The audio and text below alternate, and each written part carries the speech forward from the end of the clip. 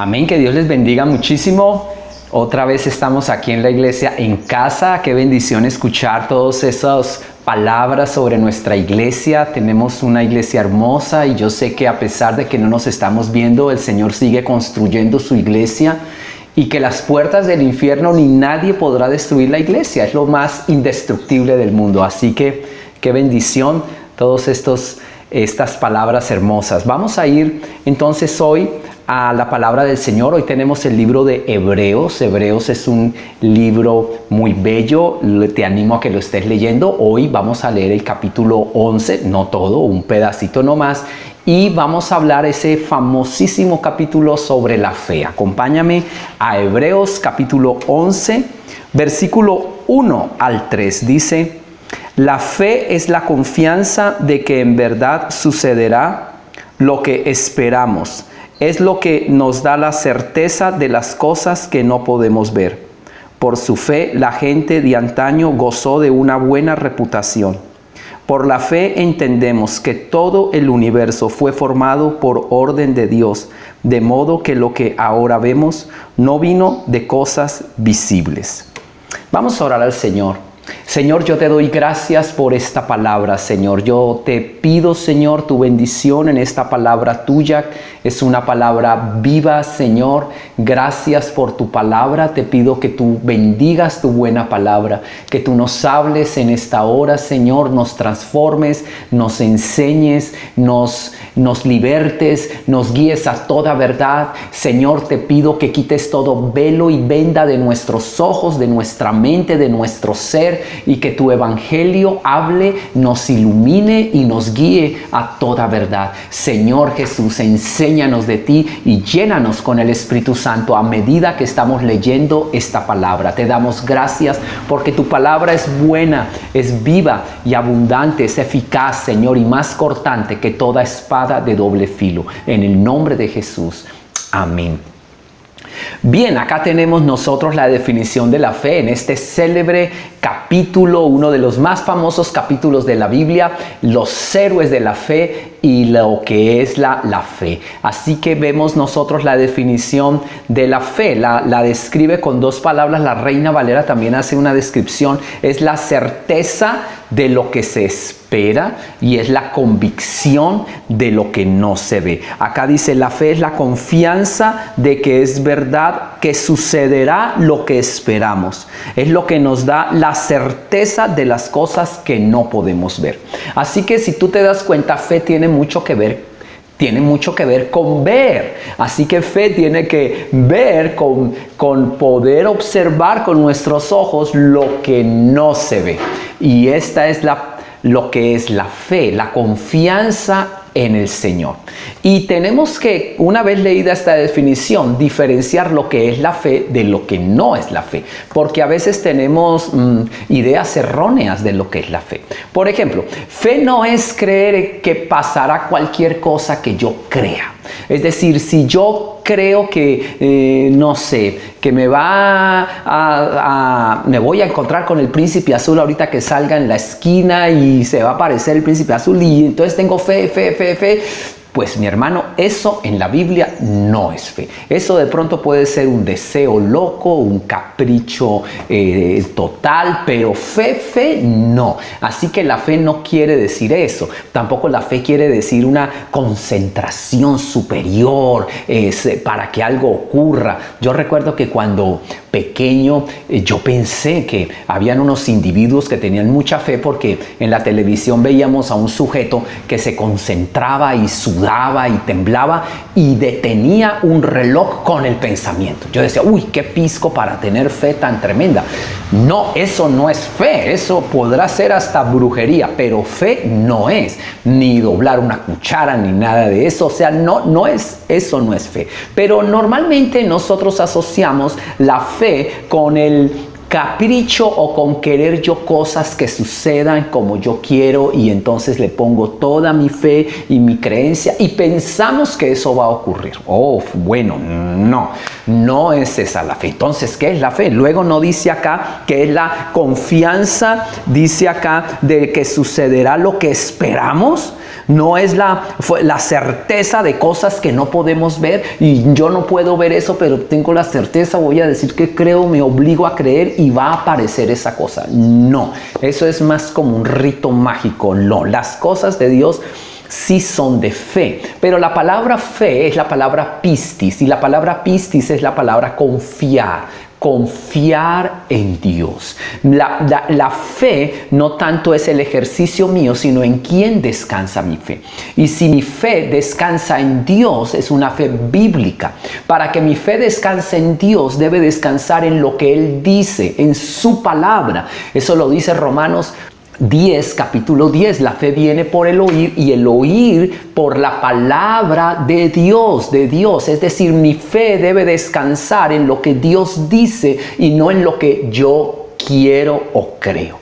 Así que lo primero que vemos nosotros es que no fe o antife es creer lo que me dicta mi corazón y tratar de seguir los caprichos o los dictados de mi corazón, poniendo todo mi empeño en tener la certeza de lo que no se ve y la convicción de lo que no se tiene. Yo puedo poner todo mi empeño, pero si estoy siguiendo mi corazón, eso se llama antife. Aquí mismo nosotros en este libro de Hebreos vemos varias veces un versículo repetido, pero me llama mucho la atención en el capítulo 3 de Hebreos, que está hablando en el capítulo 3, versículo 10, dice que el Señor dijo, cuando ya estaba aquí de este pueblo que iba de aquí para allá y de allá para acá, dijo, este pueblo anda vagando, dice, enojado contra ellos, dije, su corazón siempre se aleja de mí, rehúsan hacer lo que les digo. ¿Por qué? Porque siempre andan vagando en su corazón.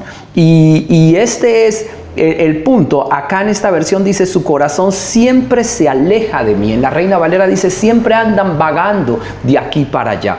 Y increíblemente nosotros vemos varias partes en donde está el mismo versículo. En el versículo 7 y 8 dice lo siguiente. Cuando oigan su voz, no endurezcan el corazón, como hicieron los israelitas cuando se rebelaron. Esa palabra, no endurezcan su corazón, también la encuentras en el versículo 15. Cuando oigan su voz, no endurezcan su corazón. En el 4, versículo 7. Cuando oigan su voz, no endurezcan su corazón. Así que tiene que ver la antife en querer los deseos de mi corazón por encima de los deseos de Dios. Y yo sé que tú siempre habrás escuchado en todas las películas, series y cine y en todo lado que hay que seguir los deseos del corazón, lo que uno anhela, lo que uno quiere, lo que uno desea, que hay que seguir esos anhelos. Pues la Biblia dice que no es así, que yo debo alinear mis deseos del corazón a la voluntad de Dios. Alguien preguntaba, o sea que yo puedo restringir mis sentimientos, ¿los puedo reprimir? ¿No sería yo una persona reprimida? Pues no, la Biblia enseña que tú puedes dirigir tu corazón. La Biblia sí dice que engañoso es el corazón, dice el libro de Jeremías, más que todas las cosas y perverso, engañoso y perverso. Y aquí está hablando Dios de un corazón que se endurece. Un corazón que se endurece es un corazón que se encapricha con algo que está viendo. Porque la fe bíblica ve lo que Dios dice y ve lo que este mundo no ve. Es diferente. La fe antibíblica se encapricha en lo que ve y lo quiere y lo desea. Y así que es una persona gobernada por sus deseos. Y esto es lo contrario. Así que no es tanto reprimir mis sentimientos, se trata de dirigir mis sentimientos. No puede ser que mis sentimientos dirijan mi vida. Una persona no puede decir, no, pero es que siento cascarle a mi jefe porque me trató feo y le voy a poner la mano. Y póngale la mano, papito, y verá que al otro segundo lo echan de patitas a la calle. ¿Por qué? Por puñetero, por brutico y por bobo. O sea, uno no puede hacer eso porque sentí yo. Pues así como en el partido de fútbol, uno no, es que sentí, es que el otro me dio duro y pues le di por la cabeza y era el árbitro. Pues Pues hermano, no hay que darle al árbitro, no hay que pegarle al otro. Por más que uno quisiera pegarle al árbitro, pues no. Uno puede decir no y se controla uno y dirige su corazón y se comporta con compostura y dice, bueno, está bien, acepto la tarjeta roja, era injusta, pero no le pego al árbitro. Puedo controlar. O sea, que si un jugador de estos puede reprimir sus sentimientos, si tú vas a decir esa palabra, reprimir, pero más bien es dirigir, hombre, pues de eso se trata la vida. Se trata la vida de que yo no hago todo lo que mi corazón me dice. Lastimosamente me lo están diciendo en todas las series, canciones, haz que tú sigue tu corazón y tus anhelos. Y eso es todo lo contrario a la fe. Eso se llama la antife. He escuchado muchas historias de antife y muy chistosas porque estas personas aseguran que tienen fe, Estaba escuchando a un hombre allá, dejó a su esposa, a sus hijos, de todo, se fue con otra, él está muy feliz y bueno, pero increíblemente el hombre habla de Dios, predica, enseña y pero hombre, usted está medio grave. No, pero yo creo en Dios. Dejé de ir a la iglesia, pero creo en Dios y yo amo a Dios y yo estoy haciendo lo mejor porque esta es la mujer de mi vida. Sí, tus hijitos y todo, que nada que ver, pero es que esta es la mujer de mi vida. Yo tenía que darme el derecho de ser feliz, la oportunidad de ser feliz. Eso cómo se llama, pero sigue creyendo en Dios, ¿no? Estaba escuchando en las noticias precisamente eso y yo decía, qué loco, una mujer predicadora que yo no sé, que está una chica ya como de 35, 36 con 3 niños y buena predicadora y de todo y de repente renuncia a la predicación y yo no entiendo cómo predicaba por allá y dice ahora que ella es bisexual y empieza a hacer videos de striptease y no sé qué cosas y se vuelve una chica famosa de este mundo XXX y yo decía, pero claro, salen todas las noticias porque era la que predicaba, no sé en dónde predicaba, sería en qué lado, pero el punto es que la entrevistan, ella sigue diciendo, pero yo sigo creyendo en Dios, solo dejé a la iglesia porque es muy legalista, yo tenía que seguir mi corazón y ser feliz y Dios quiere que uno sea feliz y ahora descubrí que soy bisexual y soy feliz, tengo otras parejas y en fin, X, Y, Z, pero yo creo en Dios y voy a seguir hasta enseñando de Dios.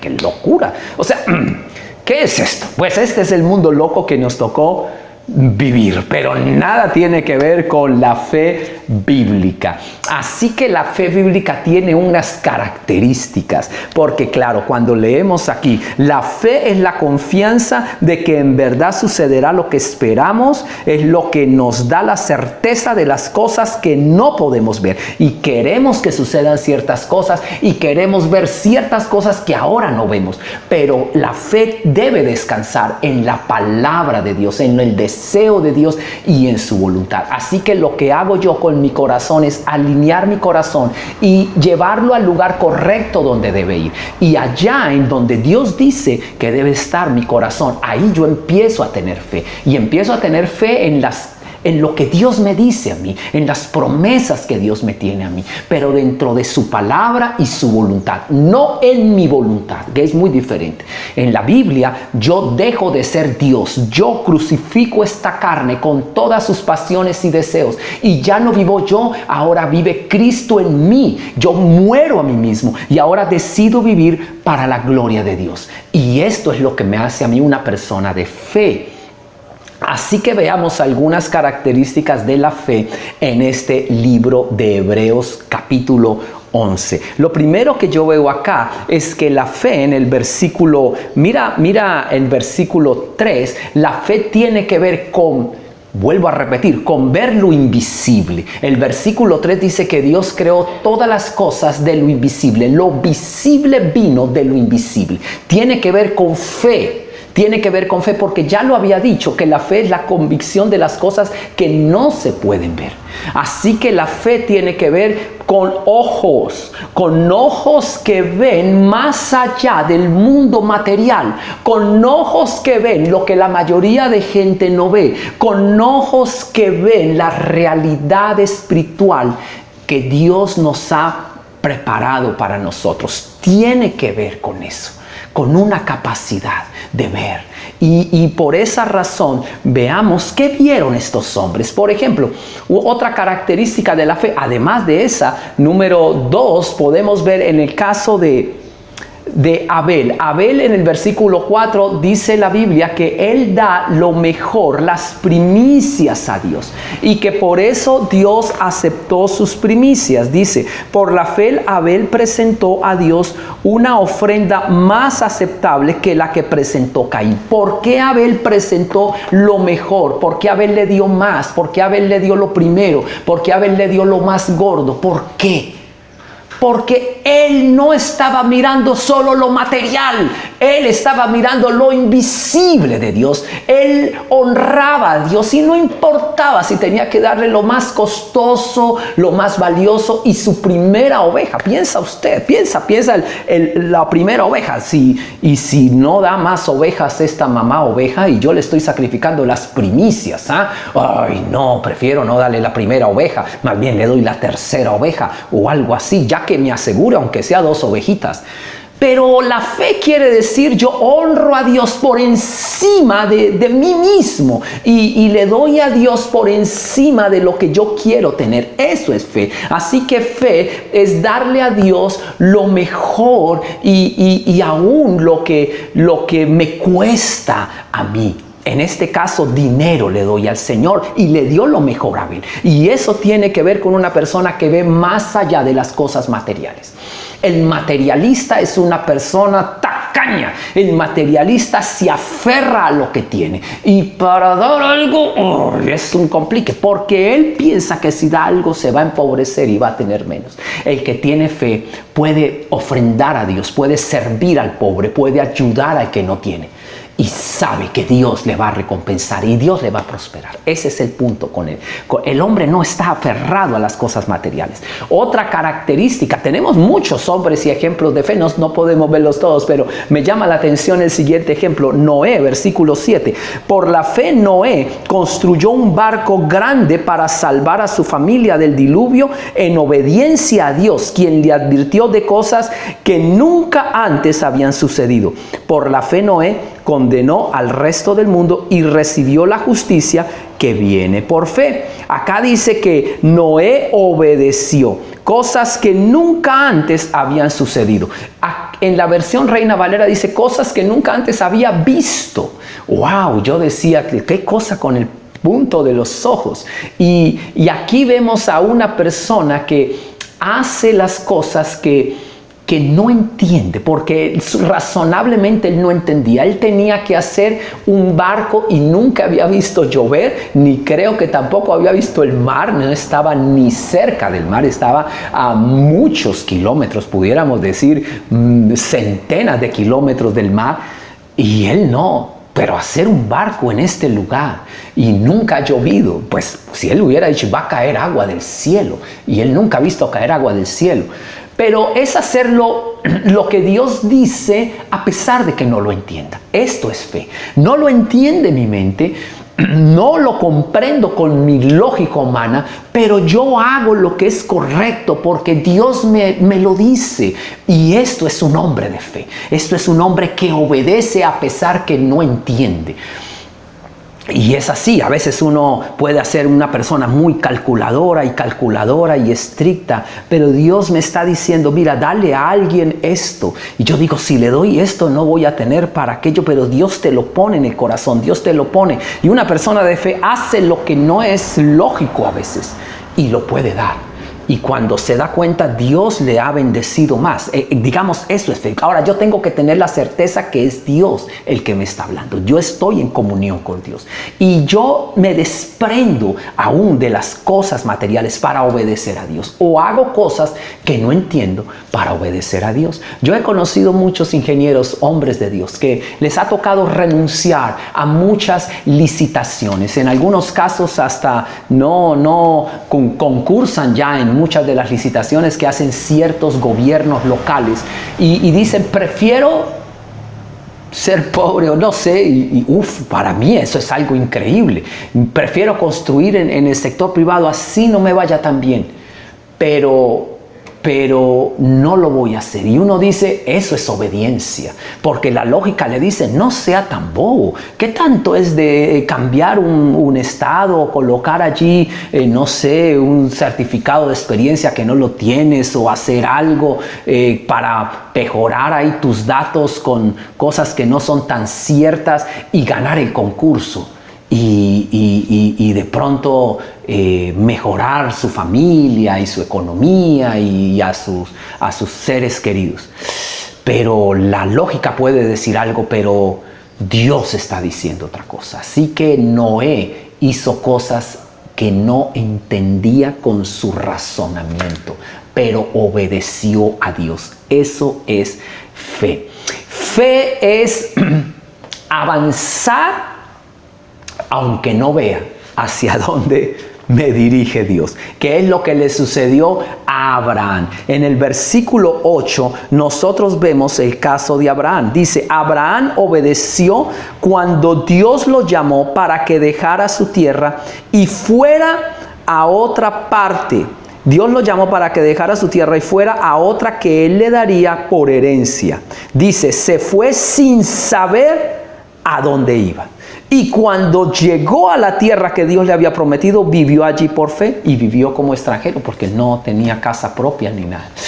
Vivir por fe también es escuchar la voz de Dios y es avanzar así no entienda el camino completamente. No entiendo el camino completamente, pero sé que esto es lo correcto, sé que es lo correcto, sé que es lo que Dios me dice que debo hacer y voy a avanzar en este camino. Así no entienda todavía el final y no entienda todas las cosas. Abraham salió sin saber para dónde iba.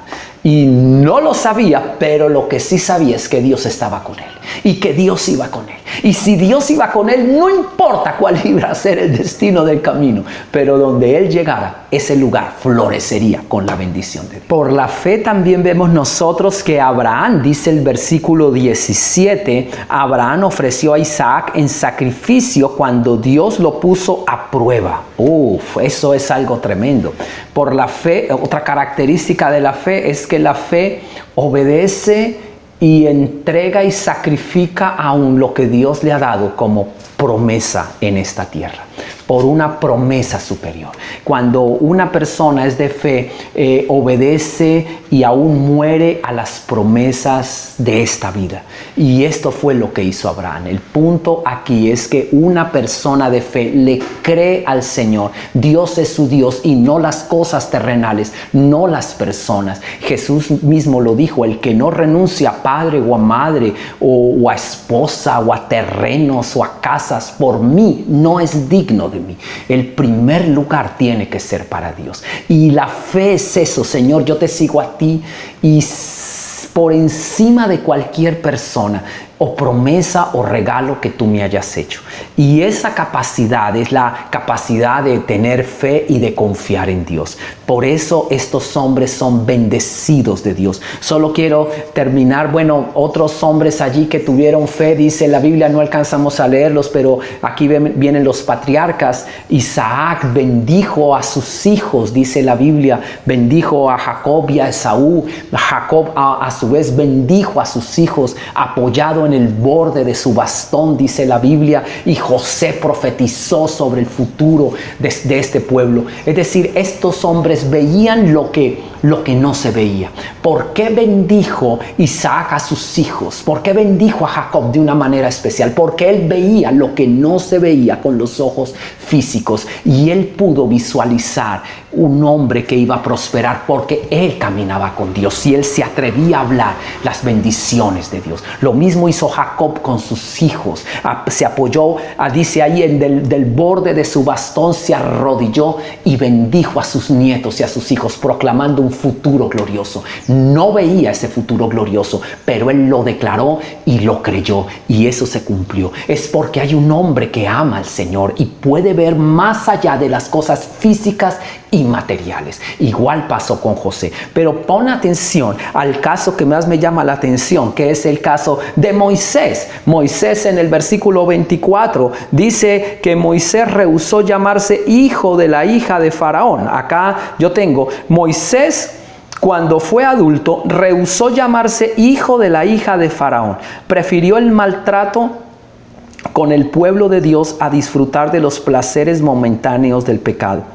Consideró que era mejor sufrir por causa de Cristo que poseer los tesoros de los egipcios, pues tenía la mirada puesta en la gran recompensa que recibiría. La mirada la tenía puesta en la gran recompensa que recibiría. Y mira lo que sigue diciendo. Dice allá, siguió firme en su camino porque tenía puestos los ojos en el invisible. O sea, Moisés veía lo que sus ojos materiales, más allá de lo que sus ojos materiales podían ver. Moisés podía ver lo invisible, al Dios invisible. Dios es invisible. Y todos estos hombres pudieron creer en Dios, en sus promesas y en su palabra. Y en este caso, Moisés rehusó las riquezas de los tesoros de los egipcios. Rehusó la riqueza y la gloria de este mundo. Y dice allá, y prefirió el maltrato, el sufrimiento, prefirió la deshonra del mundo, prefirió la pobreza, pero prefirió a Jesucristo. Y eso lo está diciendo allá. Y él se sostuvo como viendo el galardón, o sea, la recompensa eterna de los justos. Y este hombre veía al invisible y por eso libertó a toda una nación. O sea, los hombres de fe hacen cosas extraordinarias, pero están dispuestos aún a sufrir en este caso por perder cosas de este mundo. Y de eso se trata la fe, que yo esté dispuesto a perder cosas materiales y que se pueden ver con los ojos para obtener cosas que no se pueden ver. Eso es asombroso y eso es lo que hace que el cielo se abra y prorrumpa en aplausos y en bendiciones. Porque hay hombres que dicen, prefiero ganar menos dinero a aceptar ese dinero que no es lícito y no lo voy a hacer.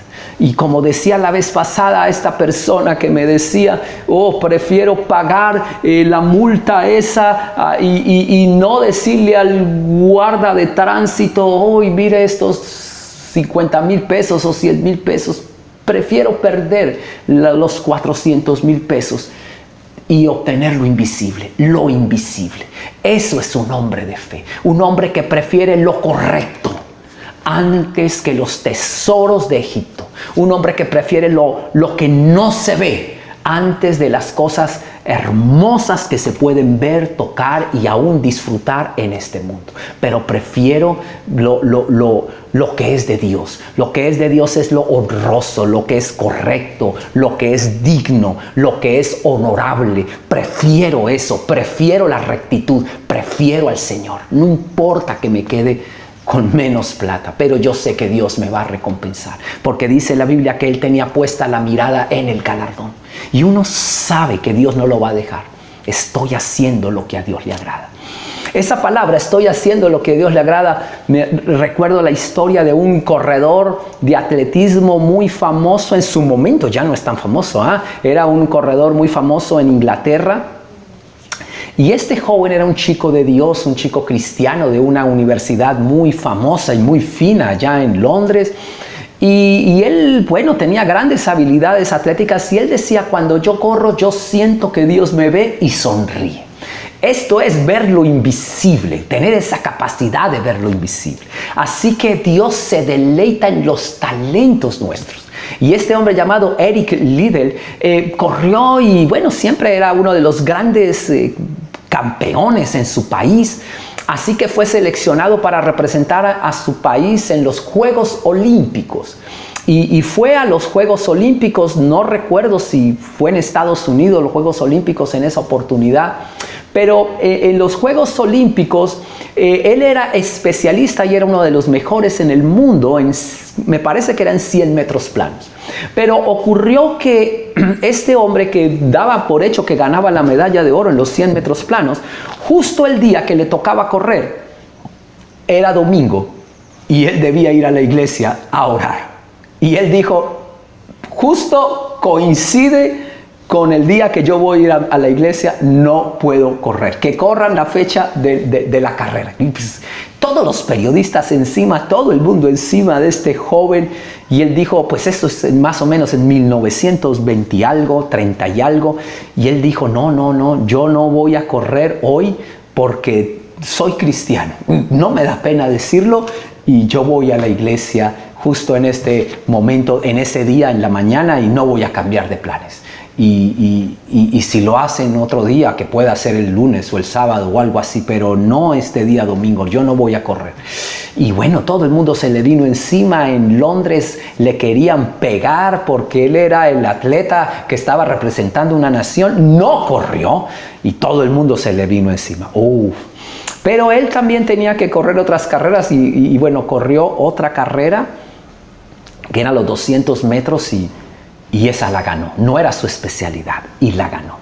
Y corrió otra carrera más. No recuerdo si alguien se lesionó y lo seleccionaron ahí a los 400 metros o algo así, que tampoco era su especialidad.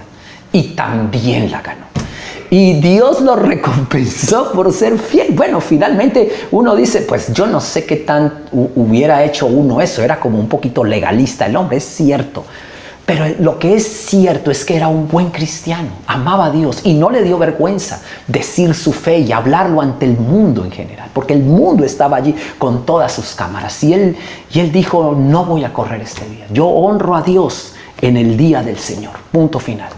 Y Dios lo bendijo, llegó como un héroe a Inglaterra, se hizo una película de Eric Diddle, te animo a que la veas, Carros de Fuego, una de las canciones más hermosas cuando en Londres se celebraron los Juegos Olímpicos hace unos años atrás. Todas las canciones cuando se colocaba la medalla de oro a los atletas, se entonaba el himno de la canción Carros de Fuego. Todo por Eric Liddell, un hombre inglés que colocó en alto no solo a su nación, sino el honor de servir a Dios por encima de las glorias terrenales. Increíble. Él prefirió la medalla del cielo a una medalla de aquí.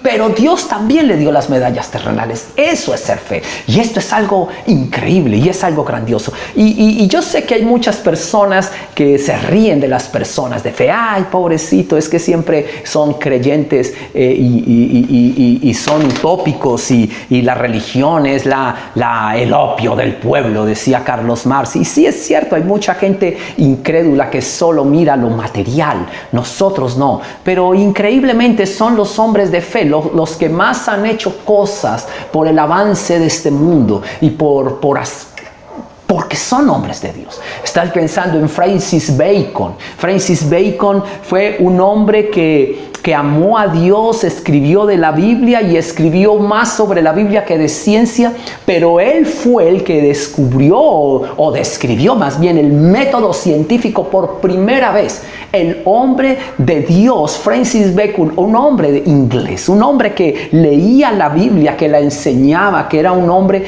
entregado a Dios. Ese hombre fue el que puso la ciencia en primer lugar, pero nunca destronó a Dios. Eso es lo increíble de hoy en día, que alguien le diga a uno, no, es que yo soy solo de ciencia, yo solo puedo entender lo que toco y mido y peso, lo demás es superstición. Papito, pero el que inventó la ciencia y el método científico fue un cristiano. Todos de ahí en adelante, Johannes Kepler, un cristiano que estaba estudiando y decía él, yo estoy encontrando la mente y la voluntad de Dios en todas las estrellas y en todas las galaxias. Estoy entendiendo el pensamiento del Creador. Increíble. Y así tú ves a cada uno. El padre de la química, Robert Boyle, el papá de todos los químicos del mundo. Imagínate tú, el padre de la química. Casi nada tiene el título. Fue un hombre que mandó imprimir Biblias más que ningún otro. Fue más misionero que científico. Él fue el fundador de la sociedad científica en Inglaterra, una de las primeras sociedades científicas del mundo. La funda él, la Royal Society de todos estos sabios y genios del mundo, el papá de la química. Pero él patrocina más Biblias y misioneros que cualquier otra cosa. Hombres de Dios levantaron todo este mundo, todo el mundo científico, para que a veces nos digan, los hombres de fe son medio locos. No, yo creo que es todo lo contrario. Hombres de fe como los hermanos Wright, que aunque no tenían dinero y que no tenían ni educación, porque no pudieron ni siquiera terminar su colegio. Wilbur Wright no pudo terminar su colegio, su high school, y el que sí pudo, simplemente lo único que pudo hacer fue montar una fábrica de ciclas o una tienda de ciclas donde vendía ciclas, pero también las hacían en ese momento.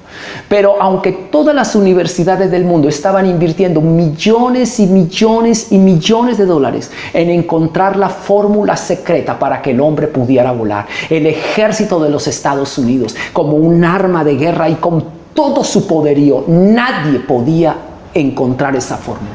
Y Dios se la da a dos muchachos que no pudieron estudiar, hombres de Dios, hijos de pastores cristianos de Estados Unidos, sin dinero, sin ningún préstamo, sin nada, simplemente con el deseo de agradar a Dios.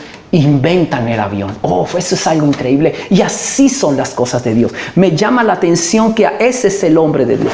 Todo lo contrario es el caso de un Esaú. En el capítulo 12, versículo 16, vemos al caso ejemplar más relevante de todo lo que es antife, Esaú, que dice que no debe, asegúrense de que ninguno sea inmoral ni profano como Esaú, que cambió sus derechos, la bendición de Dios, su primogenitura, por un plato de lentejas. Mira cómo lo describe: inmoral y profano, es decir, querer lo material por encima de la gloria eterna, por encima de los valores eternos, por encima de los valores imperecederos. Esto es lo que se llama ser una persona profana, una persona inmoral, una persona que se deja guiar por el corazón. Lo que veo y lo que toco lo prefiero antes que los valores eternos.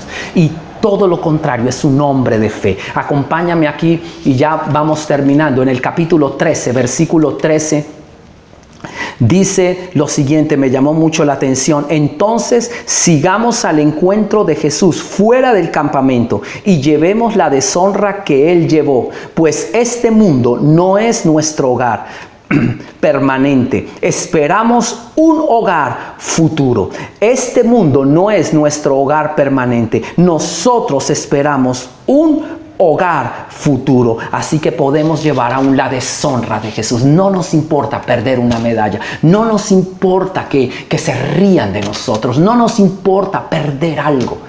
No nos importa. Ahora yo sé que estamos pasando momentos difíciles, pero el punto acá es que el hombre de fe entiende que este mundo no es su hogar, no es su hogar. Debo seguir avanzando, viendo lo que no ven mis ojos naturales. Debo ver al invisible, debo ver las cosas gloriosas que me esperan a mí. Yo tengo que tener puesto mis ojos en el galardón, como lo tenía puesto Moisés. Y yo sé que de pronto, en algún caso tú estás perdiendo algo o has perdido cosas, y yo te animo. A veces es necesario eso. Yo lo que veo es que Dios no es que quite nada. El que quita las cosas, sí sé quién es el diablo, que vino a robar, a matar y a destruir. Pero Dios, aún en esas pérdidas, está allí listo para bendecir. Y a veces esas pérdidas son mejores para que yo aprenda a confiar en el invisible, para que yo aprenda a descansar en el que no se ve. Y a veces está mi confianza tan puesta en las cosas naturales y en las cosas visibles de este mundo, que estoy perdiendo las bendiciones de Dios más grandes. Y lo que Dios está esperando es: mira, suelta eso. Deja de ser tan con corazón endurecido de agarrar solo lo visible. Suéltalo. Trata de buscar lo que es verdadero. Y lo que es verdadero no se ve. Lo dice la tarjeta Mastercard. Así que el punto con Dios es que yo pueda poner mis ojos en el galardón. Y yo quiero terminar con este versículo, en el versículo capítulo 12, versículo 12. Dice así: por tanto, renueven las fuerzas de sus manos cansadas y fortalezcan sus rodillas débiles. tracen un camino recto para sus pies, a fin de que los débiles y los cojos no caigan, sino que se fortalezcan. Ahí dice, por tanto, renueven las fuerzas de sus manos cansadas. Y se trata de mirar al galardón, como hizo Moisés. Es mi decisión. Y mi decisión, no importa si tengo que sufrir pérdidas, no importa si algo está sucediendo que no entiendo, no importa si tengo que darle a veces lo mejor a Dios y yo no estoy viendo ahora ya la respuesta. Y lo que Dios está diciendo es, Dios cumple y va a cumplir sus promesas. Él lo prometió y aún Dios lo juró. Y eso es algo asombroso. Dios juró y prometió. Dice Hebreos que no solamente Dios prometió, sino que Dios juró, y por eso Él no puede mentir. Yo quiero terminar con Hebreos capítulo 6, versículo 17 al 18. Dice así: Dios también se comprometió mediante un juramento para que los que recibieran la promesa pudieran estar totalmente seguros que Él jamás cambiaría de parecer. Así que Dios ha hecho ambas cosas, la promesa y el juramento. Estas dos cosas no pueden cambiar, porque es imposible que Dios mienta. Jamás Dios cambiará de parecer. Por eso Él hizo un juramento y una promesa. Podemos confiar en Dios. Podemos confiar en que Dios bendecirá y recompensará a la persona que decide hacer lo correcto y decide creerle a Él, a la persona de fe. Podemos estar seguros, Dios no va a mentir. Él es sí y es amén. Él recompensará. Él te dará a ti la corona eterna y gloriosa y te bendecirá. Dice la Biblia, aún en este mundo te bendecirá. Aún en este mundo. Te dará 100 veces más de lo que tú hayas dado o hayas perdido en esta vida. Dios te va a recompensar, y me llama la atención en los evangelios que dice, en esta vida y en la venidera te recompensará el Señor. Dios nos quiere colocar como cabeza y no como cola, pero yo debo ser una persona paciente y debo aprender a ver al invisible. Así que cosas materiales a veces tendré que decirles hasta luego. Personas amadas también podré tener que despedirlas. Pero voy a confiar en el Señor. Dios hará algo grandioso. Lo va a hacer. Voy a ver con los ojos espirituales lo que la gente no puede ver, la gente del común. Pero un hijo de Dios sí lo puede ver. Así que yo quiero orar y siento orar por personas que de pronto están en una situación de confusión o de angustia en estos momentos difíciles que muchas personas están pasando. De pronto es un camino que tú estás caminando como Abraham y no sabes para dónde va a ir ese camino. Y tú dices, yo me lancé por este lado y no sé qué va a pasar. Yo lo que te quiero decir es que si tú te aferras de la mano de Dios, no importa. Lo que sí tienes que estar seguro es que si Dios está contigo, Él hará florecer cualquier lugar a donde tú llegues. El punto es que tú estés haciendo no tu voluntad, sino la voluntad de Dios, lo que Él quiere, y que estés dispuesto a renunciar, como lo hizo Moisés, a renunciar lo que sea, por hacer la voluntad de Dios. Y si hay en ese corazón en ti, yo bendigo tu vida, Señor, en el nombre de Cristo Jesús. Yo bendigo, Dios, en tu nombre, cada persona de fe que está colocando en ti su fe, cada persona que está colocando en ti su confianza. Señor, yo las bendigo con ojos para ver lo que los ojos naturales no pueden ver. La bendigo con ojos para ver la corona sempiterna que tú has preparado para los que te aman. Las bendigo para tener los mismos ojos que tuvo Abraham, que salió sin saber para dónde iba, pero confiaba en ti, Señor. Las bendigo con los mismos ojos que tuvo Moisés, que vio al invisible y avanzó sin temor, con firmeza, en medio de las pruebas y del desierto. Te bendigo en el nombre de Jesús como una persona que va a obtener la recompensa, como una persona que va a lograr el galardón, como una persona que va a saber aquí aún en esta tierra la recompensa de un Dios fiel que ha jurado bendecir, que ha prometido bendecir y que es imposible que Él mienta. Bendigo tu vida con la recompensa de los justos. Declaro que la recibirás en esta tierra y verás la recompensa de Dios con tus propios ojos. Declaro que Dios te levantará y renovará tus fuerzas para que lo débil o lo cojo no salga del camino. Que Dios renueva tus fuerzas para que sigas en este camino en que has empeñado tu vida. Declaro que Dios te llevará a buen destino, a buen puerto. Te bendigo como Dios bendijo aún a este hombre Abel. Dios te bendice porque agradas a Dios. Te bendice porque crees en el Dios que hace lo imposible para este mundo. Te bendigo en el nombre de Jesús porque has decidido honrar a Dios por encima de seguir a tu corazón. Gracias, Señor. Señor, yo declaro tu Espíritu Santo. Yo declaro que tú nos das tu Espíritu Santo para permanecer en este camino, Señor, hasta el final. Y yo declaro, Dios, que vamos a ver tu recompensa. Vamos a hacer cosas grandes en esta vida. Pero que este mundo no es nuestra casa. Este mundo, Señor, no es nuestra morada. Esperamos nuestra casa en el cielo. Somos peregrinos, somos extranjeros. Aquí estamos de paso, camino al cielo, Señor.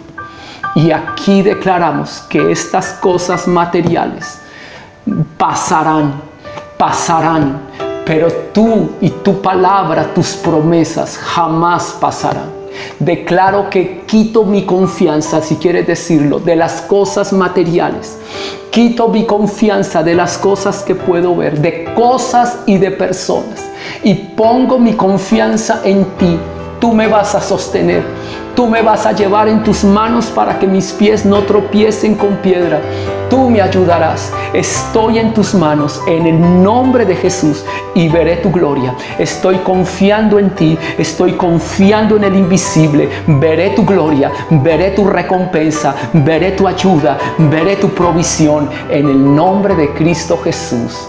Amén. El sol es un nuevo amanecer.